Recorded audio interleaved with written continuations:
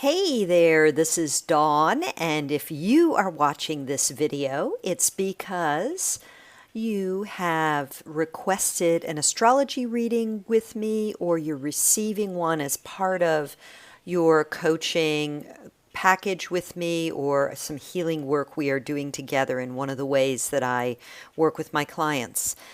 This video is designed as a kind of really foundational, basic, what is astrology about for you, so that when you receive your personal reading, you'll have some concepts, some basic concepts to work with.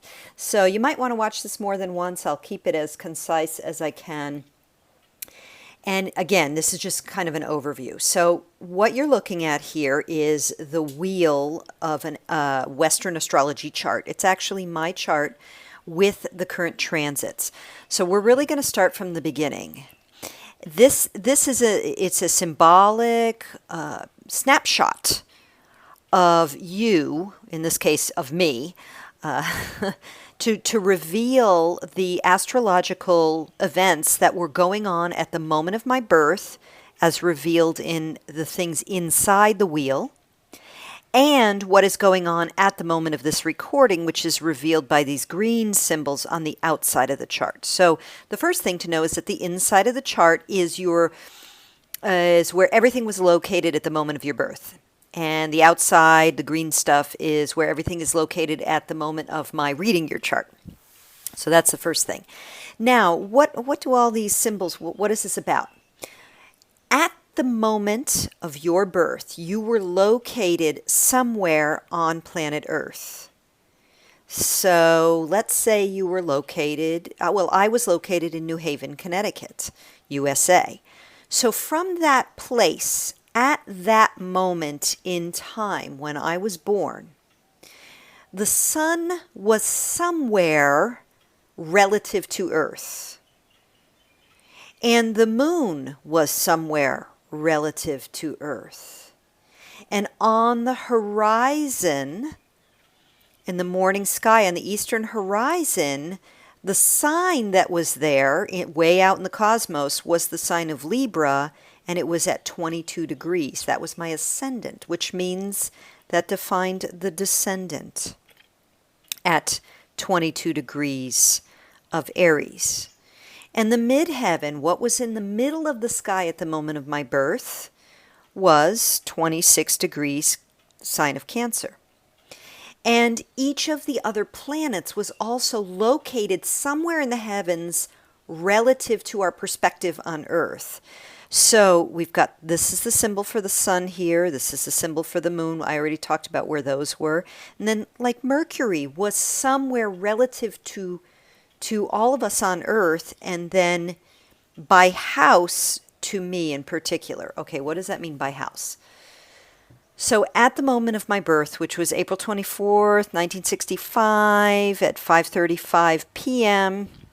Eastern Time, at that moment, the sun was at 4 degrees in Taurus all over the planet. No matter what, the sun was at 4 degrees Taurus. And the moon was at 16 degrees Aquarius. And Mercury was at 12 degrees Aries. And Venus was at 7 degrees Taurus, and et cetera, throughout the chart. However, where the houses are based on the ascendant, where all these other things, these are the signs, right? We got Libra and Scorpio and Sagittarius, Capricorn, Aquarius, Pisces, Aries, Taurus, Gemini, Cancer, Leo, Virgo, and back to Libra again. Those were based on the time of my birth, in part, and the location of my birth. And what this does, and all of these lines here that set up the houses, first house, second house, third house, fourth house, fifth house, sixth, etc., were based on my location and time on planet Earth, where I was born and when I was born on planet Earth by the minute. These things change by the minute. So what does that mean? That will determine which house these planets are in. So no matter what, whether I was born in Timbuktu on April 24th, or I was born in Papua New Guinea, the Venus was still going to be at 7 degrees Taurus. But the fact that it is in my 7th house, that's a different thing, okay? So that's not, you can get your head around that, or you can go, oh my God, I'm confused. Never mind, never mind. I just wanted you to get some understanding if that's important for you. Now, the thing that I do want you to understand, though, and this is a lot easier to understand, is this whole relationship between the signs, the planets, and the houses.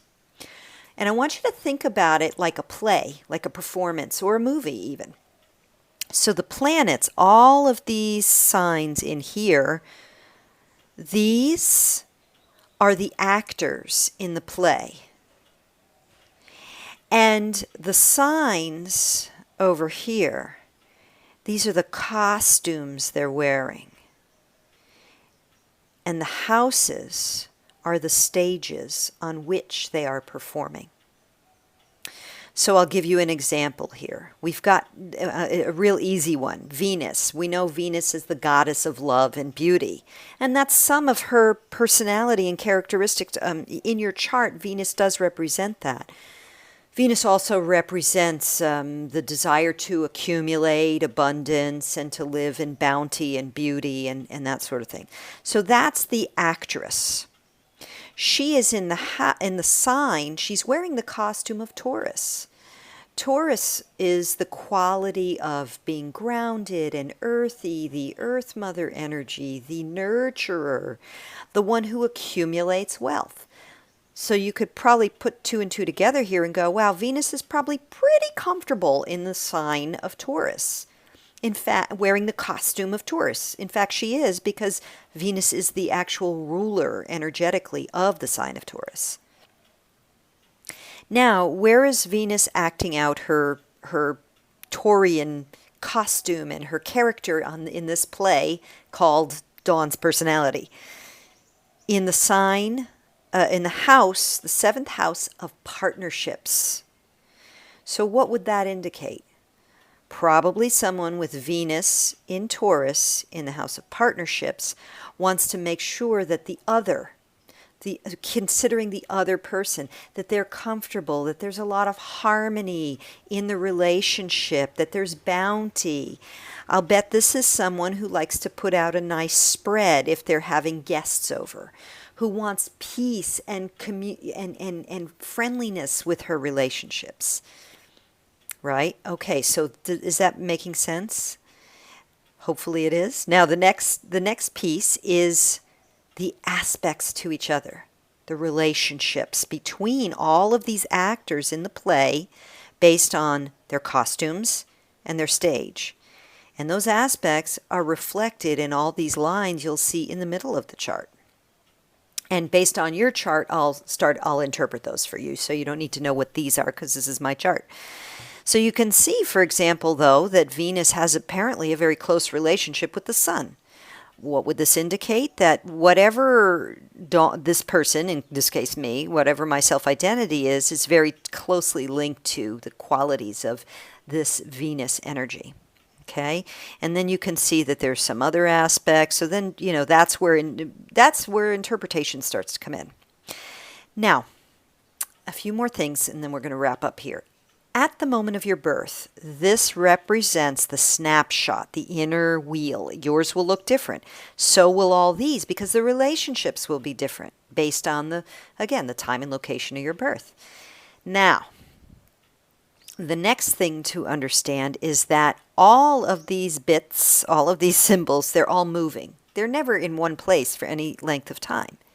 And depending on where they are relative to the sun, or relative to the earth really, they will move or appear to move from our location on earth at different rates of speed.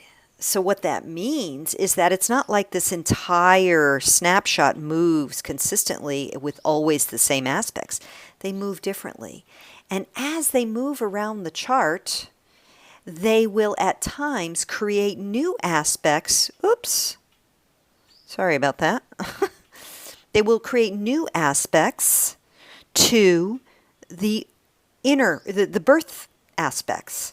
And that is when, that's like the indicator of timing. When things get set in motion, when certain things need to be resolved, when it's time to up level, it's time to learn. So for example, you might have heard the term Saturn return. That's when Saturn, where's Saturn here, makes a full 360 degrees journey around the chart and comes back to sit right where it was at the moment of your birth, which is always around the age of 28 and a half. 28, 29, that's when people live their Saturn return, and there's certain themes related to that. But other aspects, like Pluto transits, for example. Pluto is so far out in the cosmos that it will never make 360 degrees around your chart.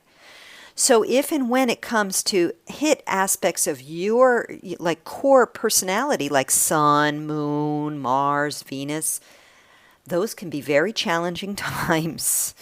Because that's when the outer planets seek transformation. It's when you really up-level yourself at a very core level. It's when you grow up in different kinds of ways with different themes. And they last a long time, those transits. And so when those hit the inner personality planets by degree, by hard degree or easy degree, then you've got growth spurts. And what we find is most people go to astrologers when? Not when things are hunky-dory, but when they've got big transits going on. That's typical. When they've got outer planets transiting inner planets. Not always, but mostly. So you can see this is why you see how like the whole way the relationships of these different planets out here look completely different than the relationships inside. Not only are they on different locations on the wheel, but they're literally in different relationships. So for example, Venus is not anywhere near the sun right now because they move at different rates, right? And Chiron over here is, look at where Chiron is related to Venus in my birth chart, but now they're right next to each other. So, and there's Mars too. So that is kind of the overview of astrology. So just to recap, you got your planets or your actors. You got your signs, those are the costumes. And then you got your houses, those are the stages. And then you got all these lines in the middle, the aspects, those are the relationships of the characters. And all of these make up your inner personality. And as you go through life, you've got the transits, which can trigger the timing of certain growth focuses, certain themes that you need to work out, that your soul intended to develop and work out in this lifetime. And that really is, those are the basics I want you to understand that will help you to get more meaning out of our reading together. So I look forward to diving into your chart now and then connecting with you about it and really assisting and supporting you in getting the very most out of the lessons your soul came here to grow into and learn from. And many blessings to you. I wish you all the best, and we shall speak soon.